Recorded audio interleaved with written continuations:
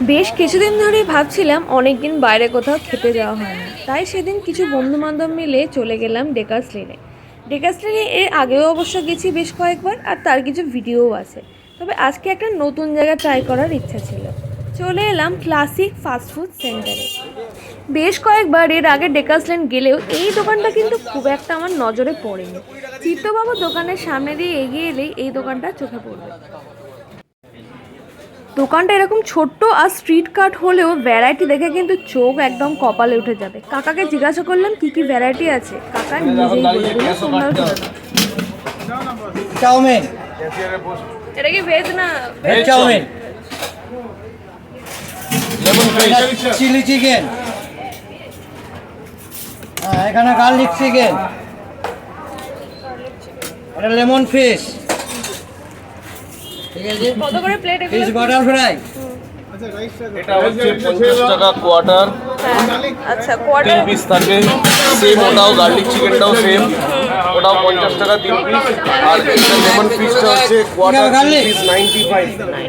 2 piece কেন খাবে? Combo খাও না, আমার সুবিধা। ফ্রাইড রাইস চিলি চিকেন এটা কম্বো হচ্ছে, এটা হচ্ছে 90 টাকা। 90 টাকা চিলি চিকেন আর fried rice. Fish batter fry 80 টাকা। বাসন্তী পোলাও, এর সাথে হবে চিকেন কষা। বাসন্তী পোলাও আর চিকেন কষা হচ্ছে 100 টাকা কম্বো পোলাও দিয়ে। এই চোদ্দা, এই সমুদা, একটা বাটার ফ্রাই ভাজতে দাও তো, একটা বাটার ফ্রাই ভাজতে দাও। আর একটা কুলচা। দোকানে স্পেস কম, দাঁড়িয়ে খেতে একটু অসুবিধা হতে পারে। এখানে কিন্তু পার্সেলের সুন্দর ব্যবস্থা রয়েছে। আমরা অর্ডার করে নিয়েছিলাম এখানের খুব স্পেশাল একটা আইটেম, চিকেন ভর্তা আর কুলচা। কুলচা কিন্তু এক টাইপের নিলে চিকেন ভর্তার সাথে এই কম্বোটার দাম পড়বে 100 রুপিস। আর আমরা একটা ডিফারেন্ট টাইপের কুলচা নিয়েছিলাম, সেটার জন্য দাম পড়েছিল 105 টাকা। কুলচাটার ওপরে বেশ অনেকটা বাটার লাগানো থাকে। কুলচাটা ভীষণই সফট আর ভেতরে এরকম সুন্দর একটা স্টাফিং ছিল।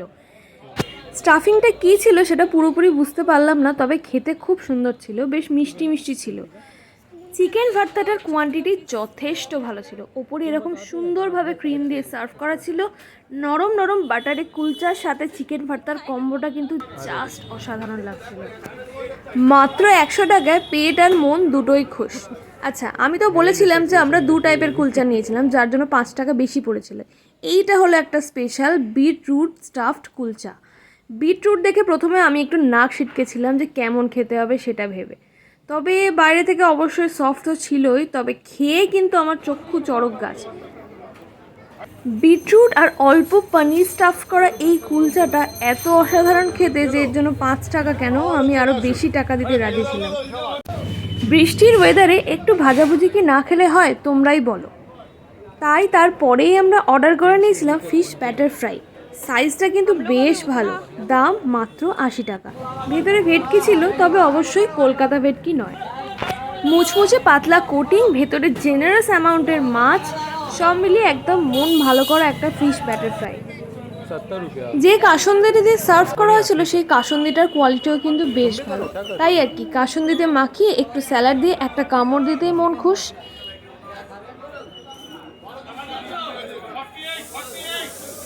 अच्छा नहीं है तो गुड। এত খাওয়া দাওয়া করার পরে আমাদের পেটের অবস্থা একদম কাহিল, তাই আর কিছু খাবার মতো অবস্থায় ছিলাম না। তবে হ্যাঁ, ডেজার্টের জন্য পেটে কিন্তু সবসময়ই জায়গা থাকে।